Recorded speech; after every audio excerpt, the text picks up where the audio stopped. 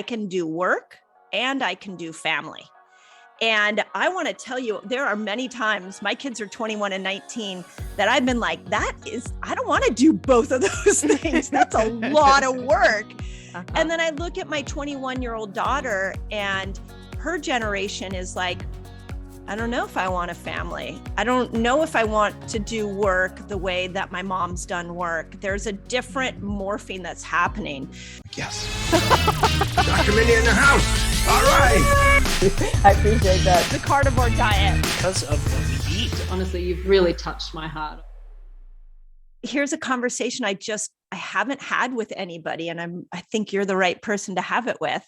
And that is that I've been really witnessing a trend in women, where if you look at women like my mom's age, so my mom is 82, mm-hmm. She was a 50s woman. And the 50s woman was basically taught, you find a good man, you raise good children, you love being at home and supporting your family.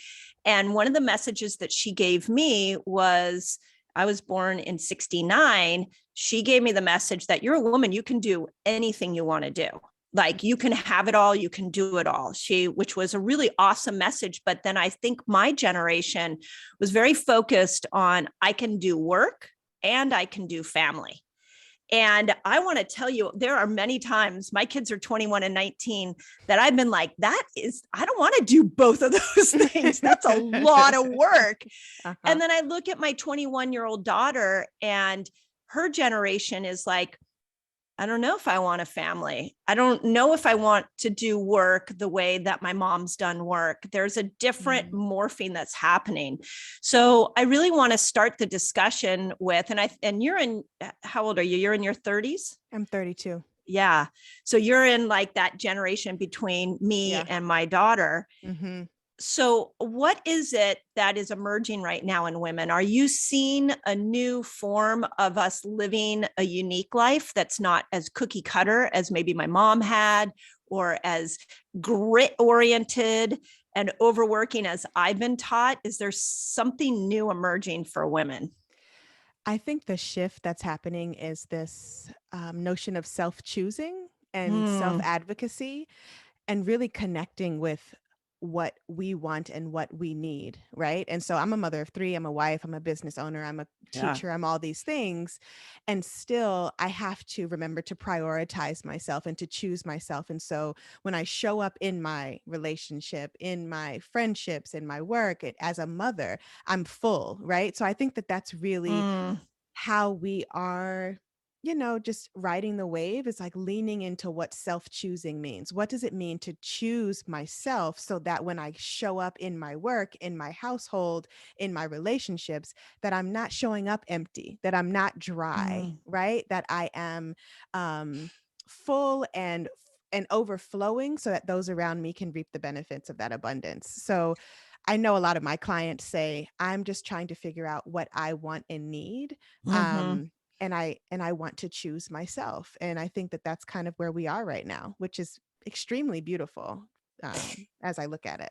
So, and I love that. And I'm going to tell you that as a 52-year-old woman, I was never modeled that part. I wasn't taught that part. So when I hear your words, my brain says, like, I almost get teary about it. Like, what does it mean to choose myself? What does it mean? What does that, I've talked to a lot of women my age that, our kids are launching from the home, we're empty nesters, and they don't even know who they are. So how do you go down that path of discovery to even find out who you are and what you want? Those are two huge questions that a lot of women don't know.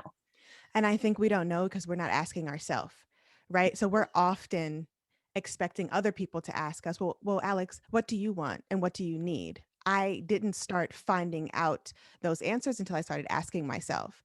And my mom is 57, and she is just now really tapping into trying to figure out who she is. I'm her only child, and so she often says that she looks to me to figure out, not to figure out, but for a nudge to lean in closer to herself, just even by asking her these questions, and encouraging her to ask herself those questions. It's simple.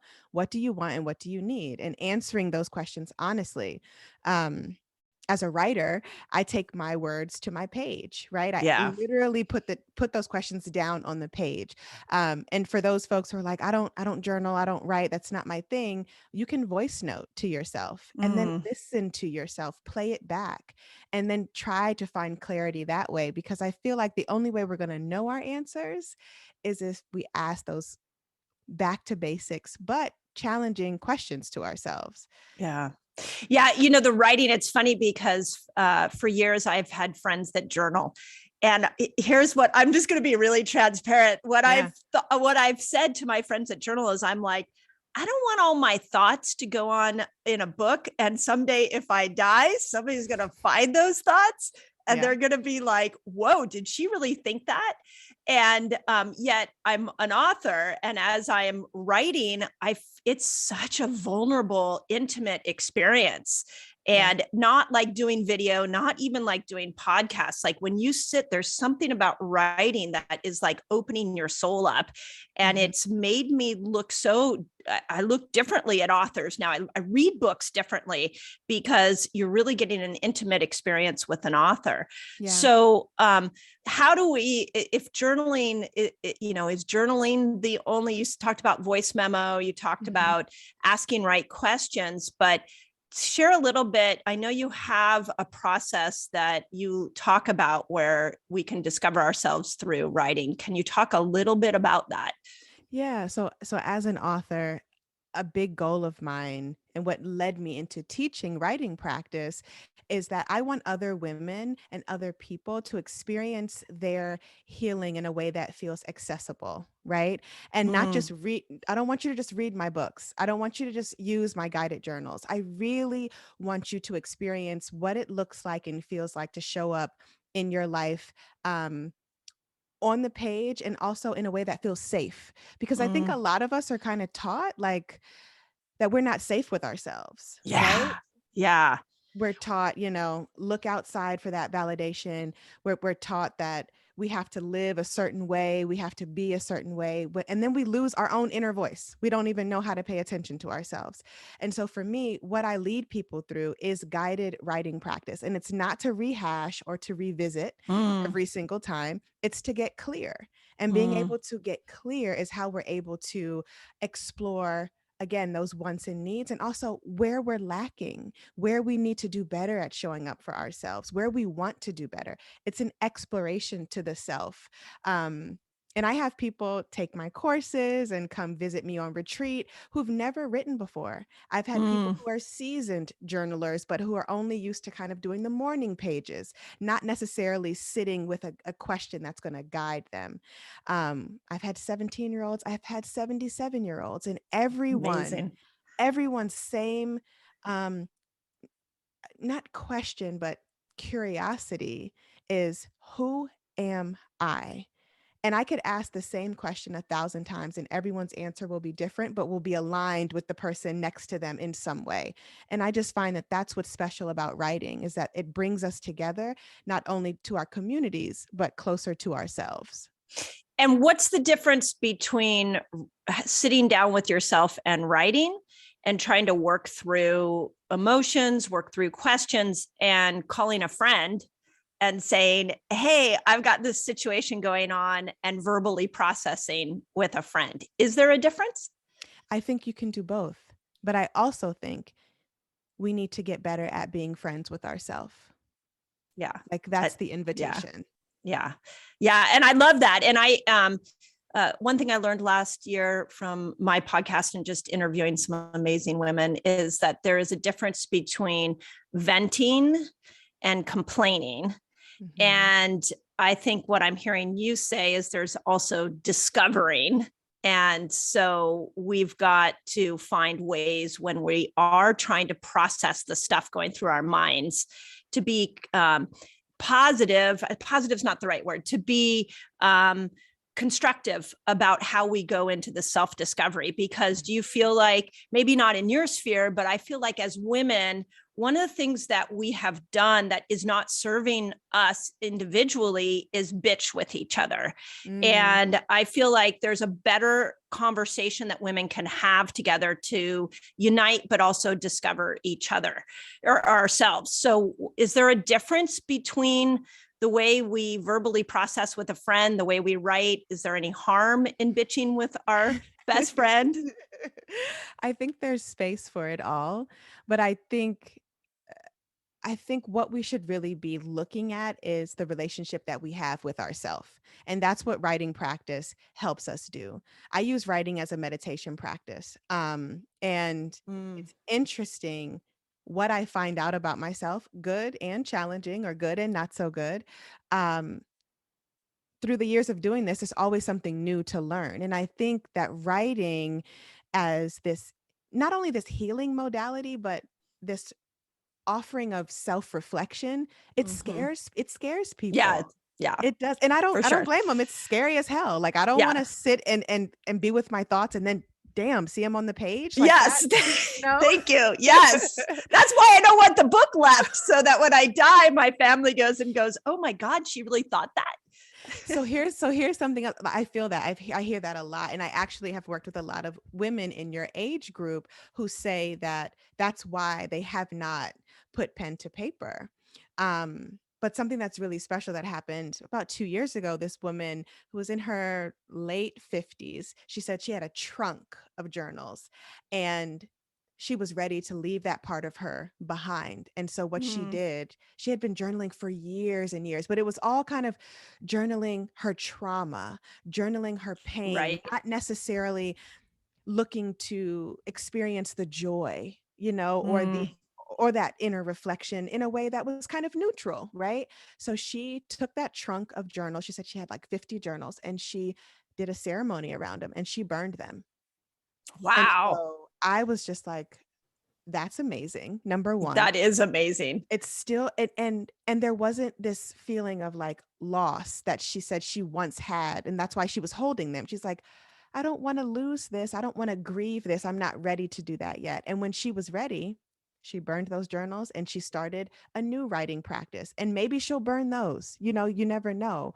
But Right. having that experience of, okay, here's what I want and need today, and this is what I went through in the past, and I don't have to carry that emotional baggage with me forever. Yeah, amazing. And so, What do you do? flow. Yeah. What do you do if you start writing and then all of a sudden, I've seen this with women my age as well. Like all of a sudden you get to this point where you're like, oh my gosh, this life I'm living in wasn't what I had set out to do. And I have like, again, at a lot of my friends whose kids are growing up, they're getting divorced, they're moving on into new worlds, and they're finding a whole nother version of themselves. And, that's a really scary place to be when you dive into what do I want? Who am I? And you realize that what you're living is not, those two things don't sync up. Or you have no idea. Or you have no idea who you are. Yeah, you've completely lost. Mothers do that. I mean, that's so much of the struggle I found even as a mother is like, oh my God, you just give so much to these little beings. And there's moments where you forget, to give to yourself. I mean, I even just recently, my daughter's 21, and it was something around something as simple as dinner. So she's moved back home. She's in a transition period. And I was thinking to myself, oh, I should make sure that there's dinner ready for her. And then I stopped myself. She's 21. I just want to point that out. And I was like, no, I don't.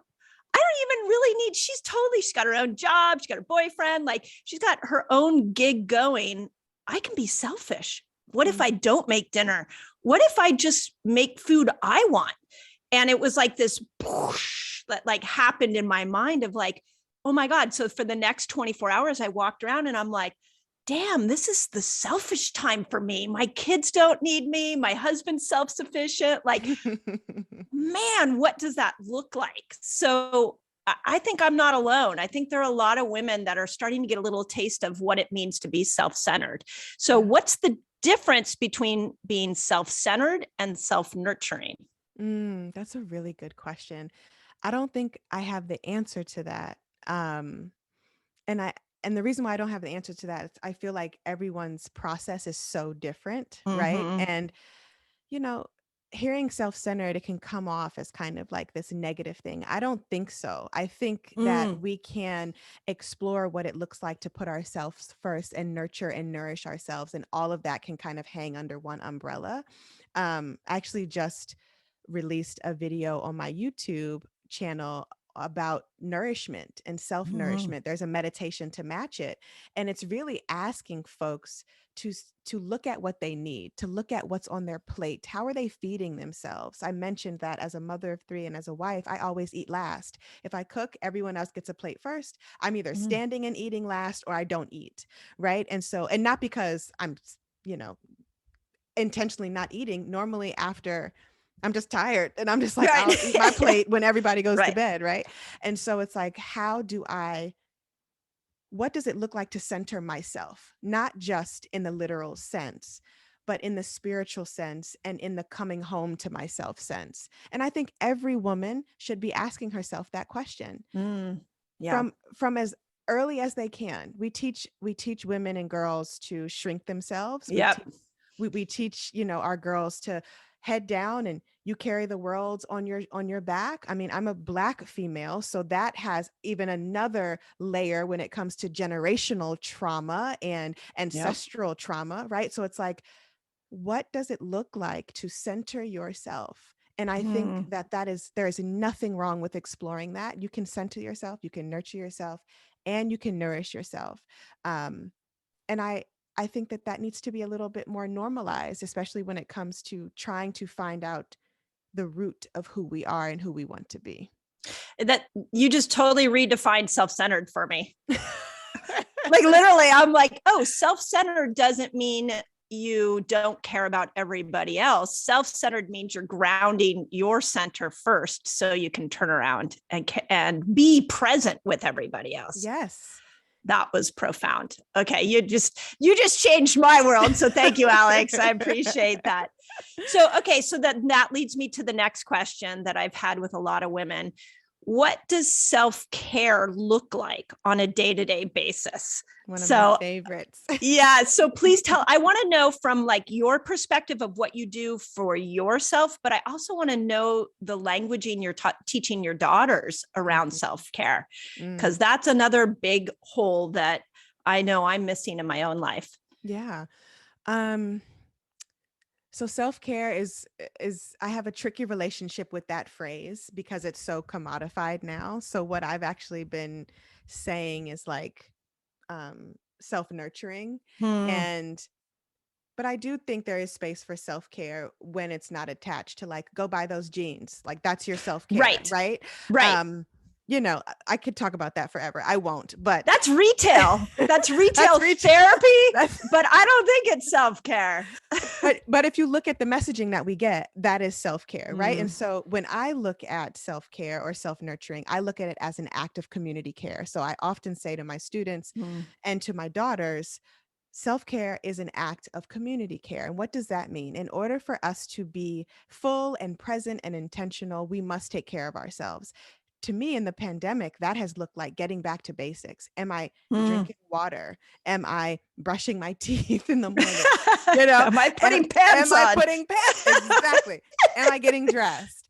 Yeah. Um, and truly, like those back to basic things have shifted how I show up during the day. There was Mm. a time in the pandemic where, well, I mean, we're still in the pandemic, but when we were in 2020, I was so busy serving my community and teaching and Mhm. trying to figure out how I could make other people feel their best self that I completely put myself at the bottom of my list. And I had an anxiety attack and I was severely depressed. I started pulling my hair out. I have a hair pulling disorder, and I Mm. haven't pulled my hair since I was in my early 20s. And I had pulled a quarter size bald spot in my hair, which is why I shaved it, because it's like Wow. I need to get back to presence. And what that Mm. looks like for me is literally, am I eating? Am I going for my daily walks? Am I honoring my 16/8 fasting? Am I having enough water? Am I, locking the bathroom door when I go and get ready in the morning? So my 3-year-old is pushing down the door, like those Am little I things. peeing by Am I myself? peeing?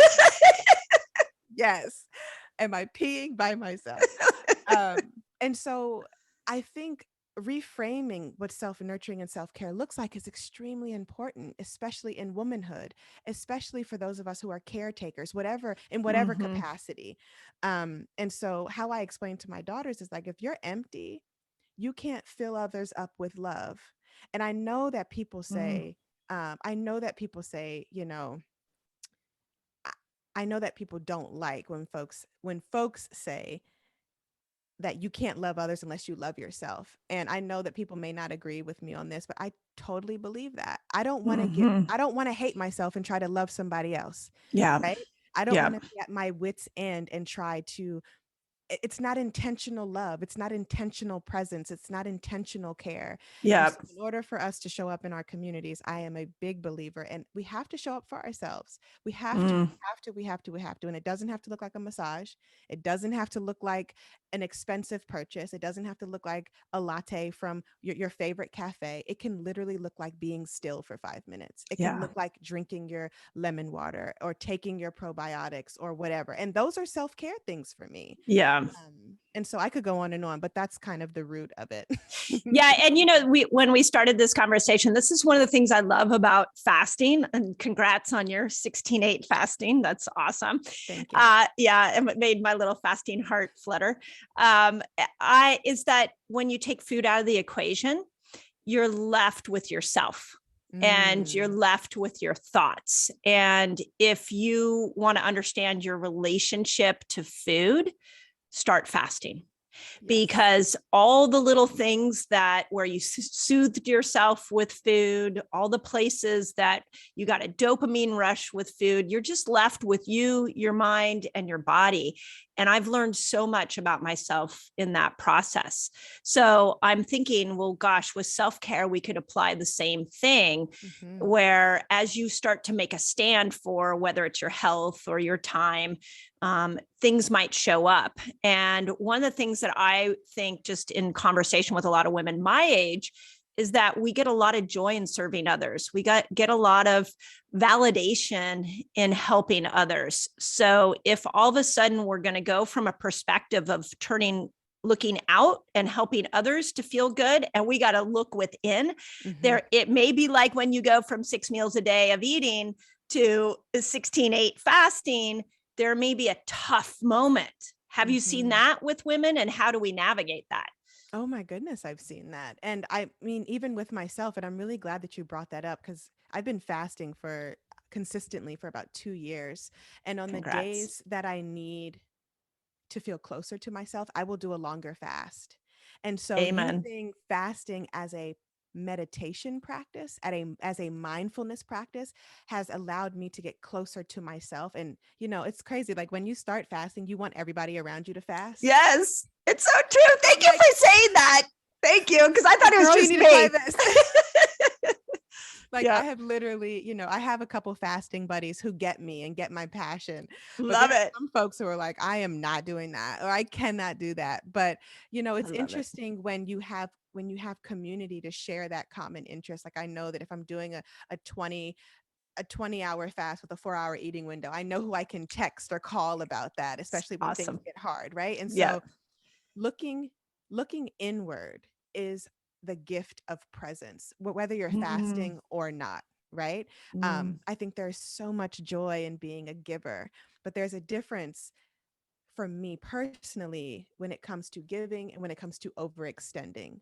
So we need to be having mm. these hard conversations with ourselves, like, okay, do they need me to show up? Do they want me to show up? Like, or can I just take this time to connect with myself?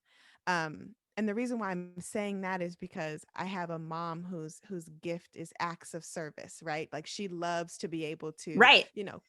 cook a meal or watch the kids or fold the laundry. And that's so, so beautiful. But I don't see her necessarily always serving herself at her own table, right? And Mm, so there has to be a harmonizing there. And I've done the same thing. Like, okay, everyone else will eat first, or everything else will get done and I'll get to Alex later. But mhm. getting to me later means that I'm not my best and intentional self, Right. So Yep. Yeah. mhm, And then explain a little bit deeper the other concept that I love that you talk about that I've wrestled with. I mean, I'm really just being fully transparent here is vulnerability. mm, And again, being raised by a mom that was like, you are strong. If you have an opinion, you can say it. You are a woman, you can do whatever you want. Like I was definitely given a message of empowerment. But what I wasn't given, and this is not a fault to my mom, mhm, what I wasn't given was you are powerful in your vulnerability. mm. And I want you to dive in a little more to that because I think there's a way that I'm seeing, and again, I'm going to go down to your generation, that I'm seeing that there's strength in your vulnerability that we didn't have in my generation, that we haven't been taught. Vulnerability is what brings people together. That is I believe that through and through. I'm vulnerable in my work, in my books, in the way I move through the world, and the way I teach, because people want to know that they're not alone. Mm-hmm. Um, and I do think I was called to be in the work that I'm in. And so I have this responsibility to be honest, not only about my stories, but about how hard it is sometimes. Yep. Um, and to let people know that this life is not, when I say this life, I know that people look at me and say, wow, she has the family, she has the career, she has the books, she has all these things, but I have literally been also at the very bottom of my life. Yeah. And so I think it's important that people with platforms, with audiences, share that this is not just this easy breezy experience. It's one Mm-hmm. that requires a daily practice. I tell my students all the time, and the folks who read my books and all of the things in between, like, I am a work in practice. I have to Mm-hmm. practice this life. I have to practice not letting my anxiety get the best of me. I have to practice not letting my depression keep me in bed, And so Yep. you are not alone in your struggles. And that's what vulnerability for me um, allows for. It allows for that, that connection, that community, that I am with you. I am not above you. I am with you. And I Mm-hmm. think that that is what brings people closer. And I think that that's why people feel safe when they're in spaces with me and others who are vulnerable. It's because Yeah. we are with you. And I think that that's important. Mm, absolutely. I'm starting a podcast with Kat Graham. Do you know Kat Graham? She's an actress. I have heard that And name. yeah, she was in Vampire Diaries Hmm. and Parent Trap, and she's been on the cover of Vogue and Cosmopolitan. And so we were doing one of our intro, we're doing a podcast together. In fact, you'd be amazing to bring on. It's Count called me in. yeah, it's called Women United. And Hmm. we're trying to bring women together to talk about their stories a little bit. I know you've been doing a lot of this kind of work, but what was really struck me about Kat in several of the conversations I've had with her is she'll explain that when she goes to Instagram and sees other actresses doing other activities, she starts feeling horrible about herself. And Mm. she's like, I have to get off Instagram. And so she's in her own self-discovery.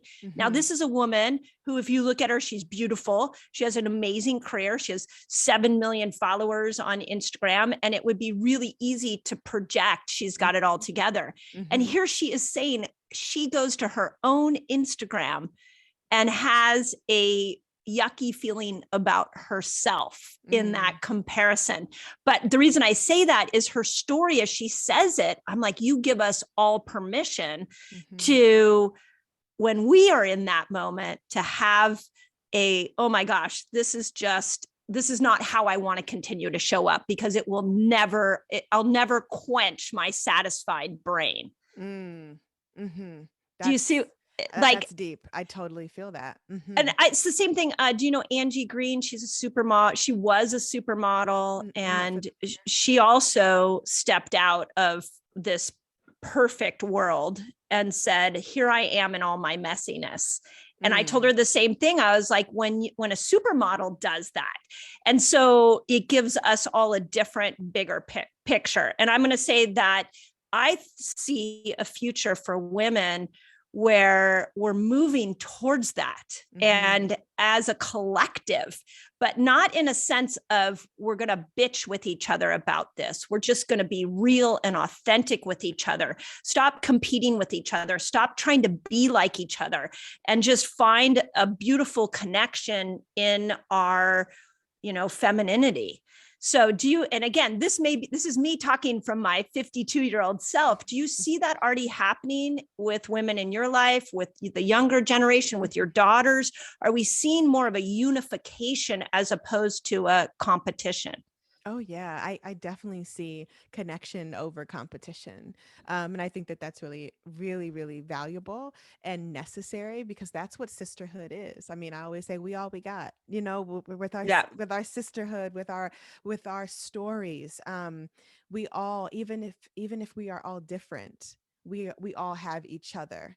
And something that really kind of stands out to me is in the work that I do, I have just a plethora of cultural backgrounds, socioeconomic, gender identities, ages coming together to do their soul work. Doesn't Amazing. matter what they look like, where they're from, what they've been through, they bring it all to the table. And I think that that is the messaging that is starting to catch on, is like, we need connection. People need to feel connected, feel seen, feel safe, and feel supported.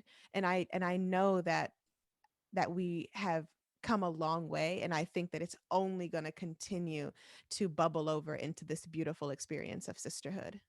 Yeah, I feel a little bit like I'm really excited to watch the next Yeah. couple of decades for women. Like Mhm. this is why when I sat down to think about this discussion I wanted to have with you, I was really tying together a lot of other discussions I've had with women over the last 6 months. And it's like just like the pandemic did on so many levels, that there's this breakdown of have tos and ways that we need to show up, yet the new version of women hasn't completely emerged yet. So I think, again, the work you're doing is amazing, and there's so many things we can learn from each other by just having conversations. Yep. My next thought is boundaries. I want to talk about boundaries a little bit, because I know you're into that, and that's another one I have been a little sloppy on, especially when it comes to the people I love. Talk a little bit about where we can do better with boundaries, and how do we start to create boundaries when the people around us haven't been used to that. Oh my goodness. So a dear friend of mine, her name is Nedra Tawab. She's like the boundary queen. And Yes. and she said that clear boundaries can save relationships. And when I look at the boundaries in my life, the ones that I always come back to are the ones that I violate. So I think often look at boundaries as this external thing we are giving to someone else. You honor my boundaries, you treat me like this is how I want to be treated, etc. That's important.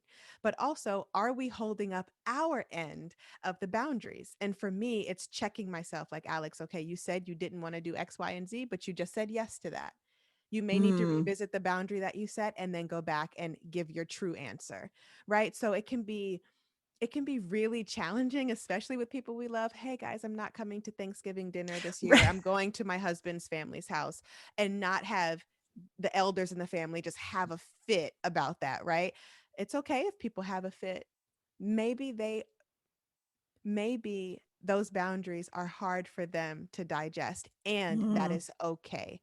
What boundary you set is where you need to follow. And I also think it's really important to note that boundaries are flexible.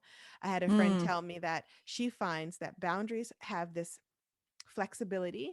Think of it as a circle, it can get smaller, it can get bigger. And barriers are the things that we can't permeate, we can't get through, we have a wall. And I noticed when I was doing some of my deep healing work, I had barriers. I did not have boundaries. So Mm. then I had to revisit what I thought I knew about boundaries and what I thought I knew about myself and how I was honoring my word to myself. So a Get, lot of, yeah. Give me an example of a barrier. Like I love this, the difference of those two words. So barriers keep people out from you. So They're you put rigid. them, so you put them up maybe because of emotional pain, Mhm. and you're not, like, it's non-negotiable, whereas a boundary is more flexible. Is that what I hear you saying? That is exactly what you hear me saying. So an example here could be, okay, you have a really challenging relationship with your mom, right? But you haven't had the capacity to sit down and have a hard conversation with her. So instead, you're like, I'm just not dealing with it. I'm going to move Mm, away. I'm never talking to anyone in my family again. This is an extreme example, of right. course. But some people do have to set those type of barriers in order to keep themselves safe, right? So I think what we should really be looking at is what needs to be a barrier and what needs to be a boundary, because sometimes things can get better with the explanation of your boundary or the conversation around your boundary. Like, hey mom, Right. I don't like when you give my kids fruit roll-ups and stuff when they come over. I don't want you to do that. That's not how we eat. Another just random example, right? If grandma is like, I want to do what I want, blah, blah, blah, then you may need to have another conversation. And then you may have to say, you know what, the kids won't be coming over. There is so Wow. many Yeah. different ways that boundaries and barriers can show up. For me, I found that my barriers were a lot around my past, and they were a defense mechanism that I thought were keeping me safe, but really Mm, they were keeping me um, stuck. yeah. And so I had to look at, okay, where is this barrier coming from? And how can I change that barrier to a boundary that Alex honors, that I am honoring for myself? Yeah, that's amazing. And what do you do if, again, we got some big concepts here that I think, I'm thinking of women in my life and I'm like, oh my gosh, there's so much internal work that needs to be done. And the fear, again, I'm going to go back to, is as we find our own path, as we set up boundaries, as we deal with the barriers, you're going to lose some people in your life. Oh, yes, you will. And you're going to grieve, and it's going to be hard, and you're going to have to figure out what self-choosing looks like in those instances. And so how can we help women, support women through that process? Is that, Mm. if you're listening to this and you're like, this is me, I got to do this. I hear the work that needs to be done. I'm willing to take the risk. Now, how do we create a community for that woman? How do we support her as she goes through that process? I think something that really has helped me personally is when I can go to people I feel safe with and not have them try to fix things. Just have them try to Mm, listen, or have them actively listen, not try to listen, have them actively listen. And I have a very beautiful small friend group that knows when to hold space and knows when to ask, hey, can I give you another thought on that? Or are you open to advice? Right. mm, And so we will lose people on the way as we grow and as we heal, mm, and as we set boundaries and as we reevaluate the barriers in our lives. And that's hard. That is mhm, really challenging. I've had plenty of folks I've worked with who have completely had to step away from their birth families because they were just not on the same pathway. And me in how I teach is, how do we step away with compassion, mm, grace, and love, especially when things are crappy and hard? Because if we're stepping away in anger and hatred, which is not to say you can't be angry, but if you are stepping away in that energy, it's going to be very challenging to shake that relationship and shake that person. So essentially, you're still going to be walking through the world with that resentment and that challenging yeah. experience in your back pocket. And so, how do we gain the freedom to let go with love and to bow out with grace? And I think that really has to be done on a one-on-one Like level, a like a self therapy. Well, Or I no, was like thinking like journaling. internal level on the page. And also yes to therapy. Therapy is the reason why I'm a writer, Yeah. and so whatever you feel like you need to do to live and lead a life that is rooted in peace, um, I think is really important. And again, where can we center ourselves, Yeah. Yeah. And what if as you're making this change in your life, you're discovering yourself, you're taking your ownership of you back, but you feel you don't have a lot of confidence. How do you, I know your book that came out, I think in 2020, was really about confidence and how do we overcome obstacles and step into more confidence. Give us some tools for that. Yeah, so I talk about After the Rain is the name of the book you're referring to. And Beautiful. Thank you. You've got a lot of books, by the way. I do. I'm impressed. That's awesome. Yeah, thank you. After the Rain is essentially part memoir, part guide. And what I lead people through are my own personal stories of healing and reflection and trying to find myself through my trauma and Mhm. through doing the soul work, because I wanted to create the life that I have now. And so being confident, being self-confident is an inside job. And I Mhm. think that it's really important for us to dismantle the noise that we hear, that our confidence has to come from outside praise and Mm. outside approval. And I'm not saying that we don't need or like or want external validation, right? Of course we're humans, that's a part of Right. our makeup, but we also have to validate ourselves. And I have a 14-year-old, and she is at that age where she's learning how to be confident and how to be her Mm. own. And having me as her mom, she has to learn how to how to be her own validation, and I Mm. and an example here is that she's an artist. She's an amazing, talented artist, and she thinks most of her work sucks. And as an artist, I understand that feeling. Mm. But we can't let our negative self-talk and that negative inner voice trick us from leaning into our talents and from Mm. growing in our craft, right? So I think it's really important, especially for the youth, that we give them the space to explore what it looks like to suck, because we will sometimes, Mm. explore what it looks like to fail, and explore what it looks like to be great and to get back up again after failures. And I think that that's where the confidence is birthed, like in that middle place. Mm. And seeing, how things can evolve with time. Yeah. What do you do when those thoughts come up, and when you suck, this isn't good enough? What do you have a toolbox for what to do when that happens? Oh yeah, I ask myself, well, is that the truth? That's it. Ah, Is that you the just truth? like call your own self out. You have to do that. Yeah. Like, Yeah.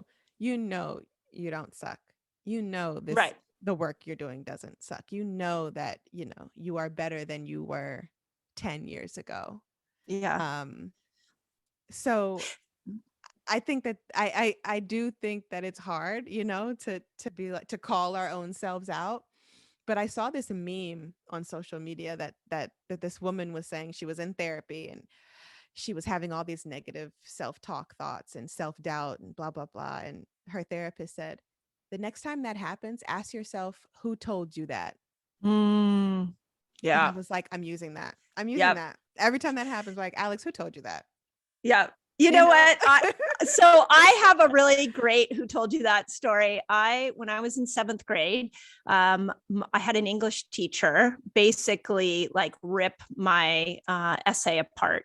Mm, And the way that she spoke to me, my seventh grade brain interpreted it as I was dumb and that I wasn't academic, and that I was definitely not a writer. mm. So fast forward, 4 books later, and I'm writing my fourth book on fasting for women. I saw that. And yeah, I'm really excited. Hay House has bought the deal. And when I got this confirmation from Hay House, they sent me a really nice letter and said, we see your mission.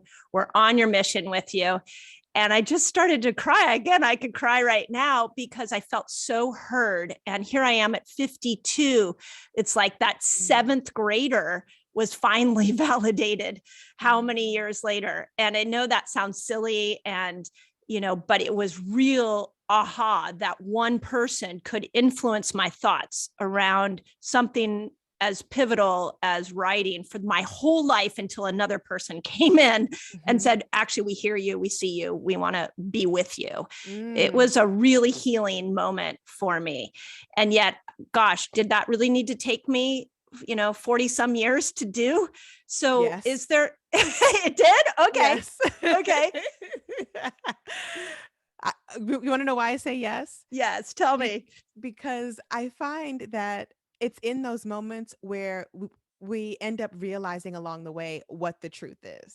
Right. I mean, clearly you're an academic, you're a doctor. Clearly you are changing the world and hearts of people through your work. I mean, clearly the things that your seventh grade teacher said to you, shame on them, was not the truth. Right. And so I really love that you shared that story, because now we see like what external validation can give us as a gift. You said that Hay House is with you and made you feel seen and safe and supported. Like that is beautiful. And that's what we want external validation to do for us. And then we want to be able to give that to ourselves. So it's like this nudge, this permission, like, oh, there can be both, right? And the confidence, that you have just through your work and your teachings, it's contagious. And I think it's really beautiful. And thank you for sharing that story. Oh, yeah, no. And, it's just I've been on my own self-reflection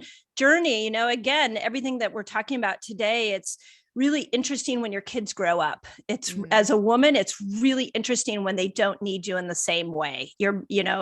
And you start, my career it also gives me a lot of, fulfillment. I think that's the best way to say it. So I've been in this weird transition. And in that story, what was really interesting to me is a lot of people said, well, you should go find her and you should go tell her, the teacher, where you're at. She should know what you're doing. And I thought, I don't really have any desire to find her.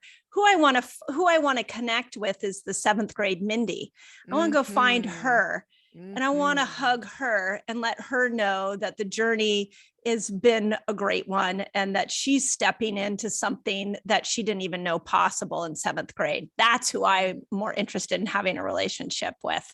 Oh, that's so beautiful. That inner child healing work is absolutely necessary. And that's wonderful. Yeah. Yes.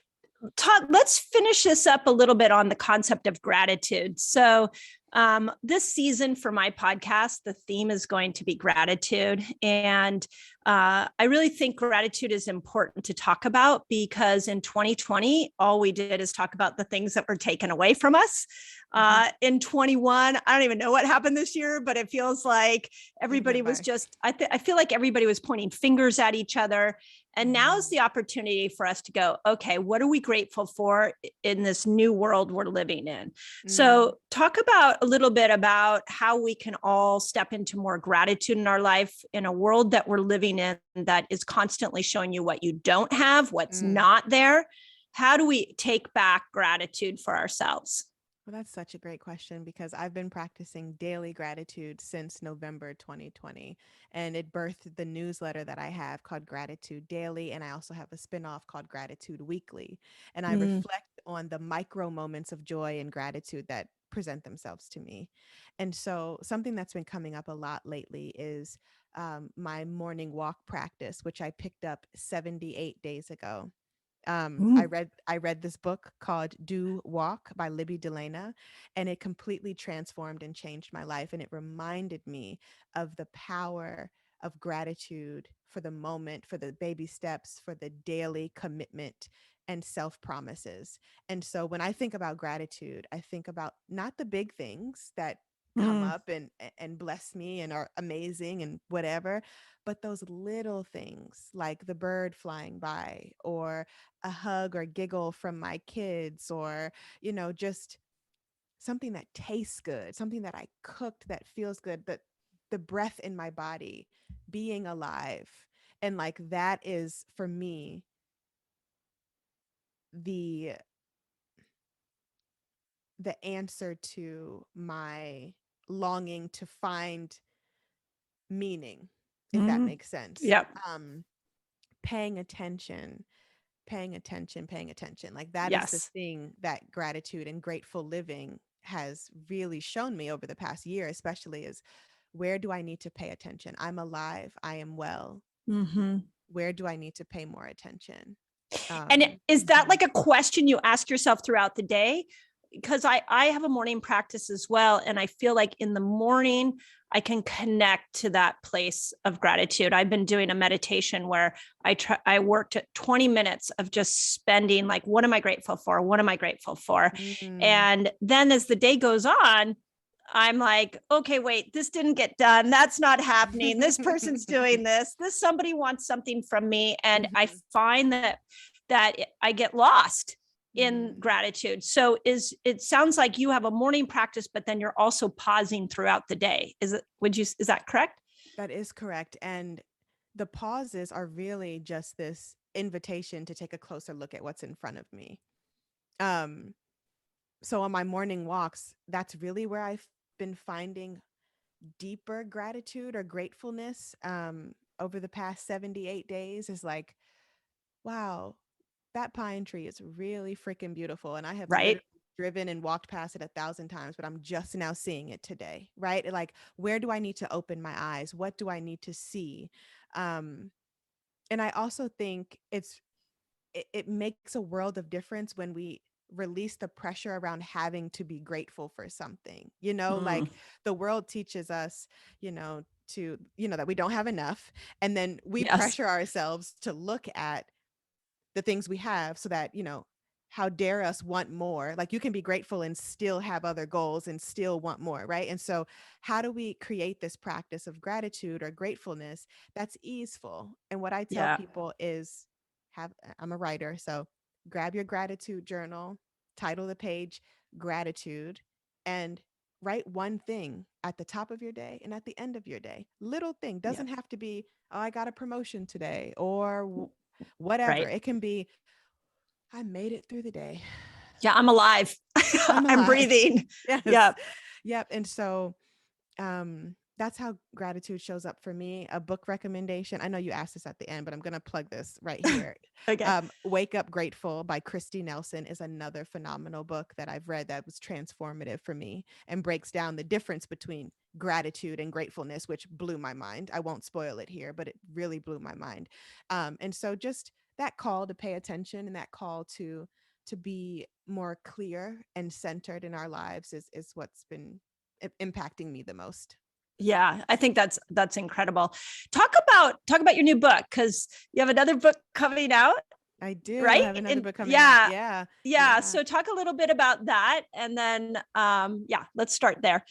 Yeah. So my next book is called How We Heal. It'll be book 5, published through Chronicle Books. And what's really funny is that when Publishers Weekly came out, I was on the same list as you. I think we were like above Oh, were each other, we? actually. Wow, Yes. that's so And I was funny. like, oh, Dr. Mindy has a book out, pre-ordering it. Can't wait. Yeah, thank you. So yes, it's called How We Heal, and it's my journey through writing practice as a healing modality. And then I have Mm, other voices throughout the book that I interview, who share their creative healing practices. So I have doctors and therapists and artists, and each of them has their own personal practice through healing. So that's How We Heal. And I'm very excited about it. It'll be out next fall. amazing, amazing. And what I'm learning a lot from you, and I'm hoping my audience is going to use your resources, is that you've created a lot of tools for people in general. Of course, we're speaking mostly of women, but for people to step into and go through a process of self-discovery that doesn't take going to a therapist per se, or going to a big seminar. What I see is you have so many cool tools that you can just do in your living room. Am I reading that right? Because that's what I saw when I looked all over your pages. It's like, this woman wants to help. Yeah, so I am a big believer in self-expertise and self-exploration. And so I do have tools. I have meditations on apps like Ritual and Insight Timer. I have a YouTube channel called Making Space Meditation where you can get free meditations there. There's different writing practices on my website because I know that while I know people will pay for the things that I offer, I love being able to just offer free tools to the community. I Yeah. think that that's really, really important. Yeah. Everyone doesn't have X, Y, and Z to come Yes. to a weekend retreat or to come to a course with me, right? And so how can I serve both sides, right? And that's what I really want to do with my work. Yeah. And so, yeah, I am a certified breathwork coach and I do free monthly breathwork community calls on Zoom. And it's Oh, so much fun. We do a meditation and then we have a community fellowship at the end and we talk about it and about everything that came up. And so, yeah, it's just been, amazing. yeah. I'm going to join that community. Breath work is really interesting to me because from a neuroscience standpoint, you're really priming the parasympathetic nervous system and helping balance out those two systems. So really, really cool stuff. Yeah. So let's do this. I really want to my husband always says to me, you just want the happy ending. I want to tie everything up into a pretty bow. But what I do want to do is leave people listening with some action steps. So if you're listening to this, you know you need to go into a process of self-discovery. And what advice would you give that woman? Like, I'm hearing this, I'm resonating with this information. I need to start somewhere. I need a process to go through. Is there one of your journals, one of your meditations? Like, where do we start? Is it saying, hey, I need help, just reaching out? How does this process unfold for people listening? That's a really good question.